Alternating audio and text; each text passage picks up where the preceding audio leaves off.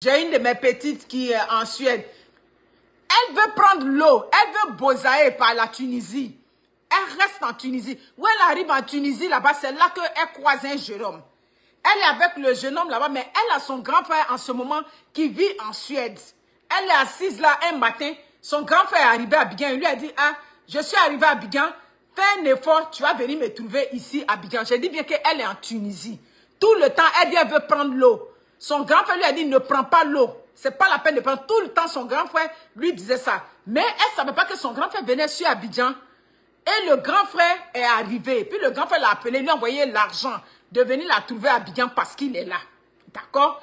Elle arrive, le grand frère a une surprise. Il est venu avec un de ses amis. Vous comprenez bien, de la Suède. Mais l'ami est un peu âgé. Le grand frère est venu avec lui, tout et tout. Il a fait la présentation, c'est ma petite soeur. Bref, c'est comme bon, le grand frère a déjà préparé le terrain là-bas. Mais quand le grand frère venait avec son ami, c'était dit qu'il venait pour la marier. Après, ils se sont connus, ils ont passé du temps ensemble, mais le monsieur n'a pas voulu tout de suite s'engager. Bon, elle avait son gars déjà en Tunisie, selon ce qu'elle a dit. D'accord? Mais, comme j'ai dit, j'ai parlé dans les vidéos ici, souvent la pauvreté, les problèmes poussent des femmes. Bon, elle n'est pas trop dans la relation, mais quelqu'un qui veut prendre l'eau. Et puis on te dit, bon, on a envoyé quelqu'un qui est arrivé de la Suède, qui veut te marier. C'est quelle femme qui va refuser ça? Vers la fin, tu as regardé, ah, au lieu d'aller prendre l'eau pour mourir dans la Méditerranée, mieux je mets en bas de lui là, et puis bon, je règle mes problèmes. C'est comme ça qu'elle accepte le monsieur. Mais quand il va, il revient encore 6 mois plus tard, c'est là qu'il la marie. Et puis, après ça, il a fait ses papiers. Mais elle m'a dit, moi, je n'aimais pas le monsieur. Depuis le premier jour, mais pour ne pas décourager mon grand frère. Et puis, toute la famille m'a dit, oh, je suis une inconsciente. C'est rentré, c'est sorti ici. J'ai accepté de marier le monsieur. Bref, elle a fait, si vous voulez, semblant dans la relation. Vous comprenez? D'accord? Maintenant, elle a marié le monsieur, elle rejoint le ménage. Une femme, quand tu te maries, tu vas rejoindre ton ménage. Elle rejoint maintenant le monsieur. Le monsieur est un peu âgé quand même, a donné l'âge. Il y a quand même un grand écart d'âge, mais quand même c'est supportable. C'est pas si pire comme on dit. Arrivé là-bas, bref, le monsieur n'est pas dans son sang. Oui, le monsieur n'est pas dans son sang parce qu'elle a déjà son gars avec lequel elle est en Tunisie. Mais quand même, elle a briefé ça à son grand frère un peu. Quand son grand frère parlait du mariage avec son ami, elle a briefé un peu à son grand frère. Son grand frère a dit, aïe, toi on t'envoie, je te présente mon ami, tu me parles du jeune avec lequel tu es en Tunisie. Le jeune, la famille le connaît, moi je ne le connais pas tout et tout. Bref, son grand frère a refoulé, ça dit que tout ce qu'elle lui expliquait. Elle a marié le monsieur, elle arrive là-bas. Elle dit, ma tata, je n'aime pas le monsieur. J'ai dit, mais si tu n'aimes pas le monsieur, c'est là maintenant, elle m'explique que tellement elle ne l'aime pas, elle n'a même pas envie de faire un enfant avec lui. C'est là que j'ai dit, mais là c'est sérieux. C'est là qu'elle m'avoue que, pour être honnête même, le monsieur lui pense qu'elle a un problème. Donc elle s'est mise actuellement sous des contraceptifs en Suède là-bas. Elle était partie à l'hôpital une fois et puis elle a rencontré la gynécologue et puis elle s'est mise sous la contraception. J'ai dit, donc si je comprends bien, tu es en train de t'infliger cette souffrance-là parce qu'on a dit sur les réseaux sociaux, mieux vaut prendre quelqu'un. Mais jusqu'à quand tu vas prendre ce monsieur? Un homme même avec lequel tu vis dans la maison, ça dit, tu n'es même pas capable même de faire semblant, mais libère-la, faut libérer ta vie. Nous, on n'est pas ici pour condamner les femmes. Tu es dans une souffrance. Tu comprends? Tu ne peux pas vivre avec quelqu'un. Lui, il est là, lui, te fait confiance. Tu comprends? Lui, il a mis son espoir sur toi. Donc, il faut le libérer.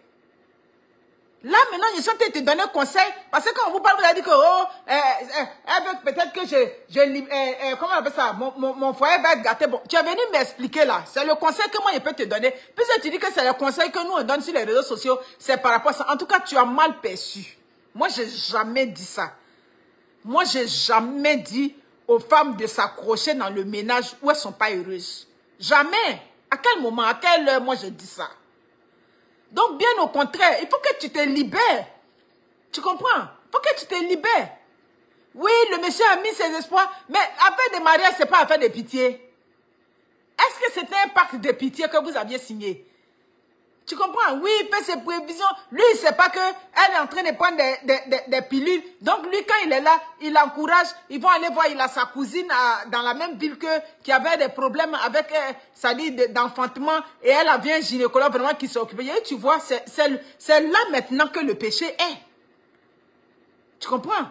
Tu es en train de faire le péché parce que c'est les choses comme ça que Dieu n'aime pas. Donc, libère la vie du monsieur. Il faut poser le monsieur, tu vas le faire soit pour lui dire que les sentiments n'y sont plus. Oui, il va comprendre que tu ne l'avais jamais aimé. Sinon, on ne peut pas venir tout de suite en un mois et demi, en un an et demi, 2 ans. On va dire que non, on n'aime plus. Ça veut dire que tu ne l'as jamais aimé. C'est ça, tu ne l'as jamais aimé. Maintenant, le problème, c'est qu'elle essaie un peu de parler avec sa famille. Le jeune avec lequel la famille le connaissait là-bas. Un peu, il savait un peu qu'il aime, mais comme c'est l'autre qui l'a fait partie, donc la famille la pousse un peu plus gars, mais le monsieur au moins il est venu te marier. Oui, il est venu me marier, mais il n'y a pas l'amour. C'est ça qu'elle a. Donc, quand on parle on donne des conseils, s'il vous plaît, ne percevez pas les conseils de travers, non. Vous pouvez dire non, moi j'avais pensé que vous conseillez les gens, même mieux vaut prendre quelqu'un qui t'aime. Bon, mieux vaut prendre quelqu'un qui t'aime, mais donc ça veut dire que toi tu n'aimes pas le monsieur en retour. Attends, c'est parce que je t'aime que je peux, ça dit, me soucier de toi. Donc, comment vous vous concevez? Quand on dit non, une femme ne doit pas aimer. Amounia. Hein? Une femme ne doit pas aimer. Donc, si je ne t'aime pas, c'est parce que je t'aime que, bon, je peux me soucier même de ce que tu vas manger. Mais je ne t'aime pas, je m'en fous de qu'est-ce que tu manges, ce n'est pas mes affaires. C'est parce que je t'aime, mais je me soucie de ta santé, je me soucie de ton travail, tout et tout. Tu as vu, ça dit ce genre de choses, quand ça dit c'est ancré dans l'esprit de certaines femmes, et elles accumulent ça, vous allez voir qu'il y a certaines femmes, elles sont dans les ménages, quand elles ont eu les enfants et le monsieur, elles ne s'occupent plus du monsieur. C'est ça. C'est ça.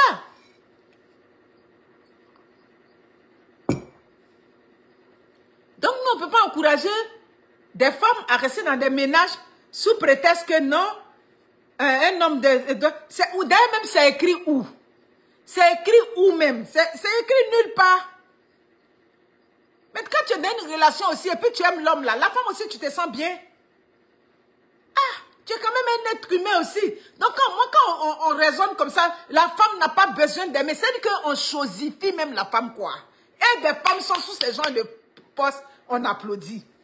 Nous, on encourage les femmes à regarder dans la direction des gens qui sont avenants vis-à-vis d'elles. Vous comprenez? Des gens qui sont capables de leur donner l'amour. Des gens qui sont capables de les respecter. Des gens qui sont capables de respecter leurs opinions dans la relation. De donner la place à la femme. Mais des gens pour lesquels elles ont des sentiments. Même si ce n'est pas au même niveau. Une femme doit aimer son mari. Une femme doit accorder... attends, mais je t'aime pas, tu rentres dans la maison. Je m'en fous de toi. Mon cœur ne va pas pour toi. Mais attends, donc comment vous percevez ça? C'est ce discours-là encore. En tout cas, je lui ai dit, si tu as compris ce discours-là, vraiment c'est que tu l'as compris de travers. Peut-être que certaines personnes vous prennent ce discours-là, mais pas moi. Pas moi. Il y a des hommes qu'on rencontre dans la vie, qui sont nos maris, ou bien qui sont des hommes avec lesquels on termine notre vie. Au départ, l'amour n'y était pas. Ou bien c'est là qu'il y a eu ambiguïté. C'est à ce niveau-là que les choses ont été ambiguës.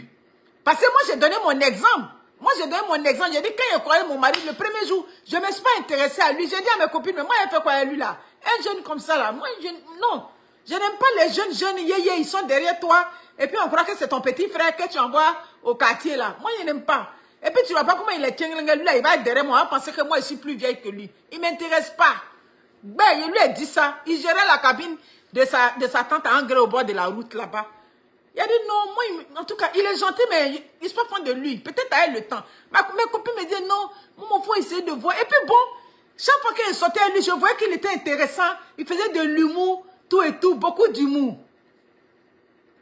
C'est ça, il faisait beaucoup d'humour. Il dit, puis il disait à ma copine, elle a engrais. Il dit, le gars, il est intéressant, il fait rire, tout et tout. Et puis bon, ainsi de suite. Puis j'ai vu que bon, il avait quand même du cran. Parce que moi, ça dit, quand je m'habille, je fais comme, ça dit, j'étais pas trop, les femmes, ça dit, on m'approchait pas aussi facilement. Mais le premier, il m'a dit, lui, il va me marier. Il dit, toi aussi, t'es effronté, tu vas me marier tout de suite comme ça. Il dit, oui, mais moi, je suis fan de toi. Ainsi de suite. Et puis bon, je voyais des choses intéressantes en lui. Et puis bon, du coup, j'ai commencé à m'accrocher à lui. Puis j'ai vu qu'il était très aimable. Puis l'amour a commencé à naître un peu. Oui, c'était pas la même balance. C'est ça qui vous fatigue. Ah non, c'est la vérité. C'était pas la même balance au départ. Parce que lui, il m'a vu sur le coup, lui, il m'a aimé. Moi, j'ai appris à l'aimer. Maintenant, si vous êtes dans une relation où vous n'êtes pas capable d'apprendre à aimer l'homme, ben c'est pas la peine. Est-ce que l'amour c'est forcé? Non.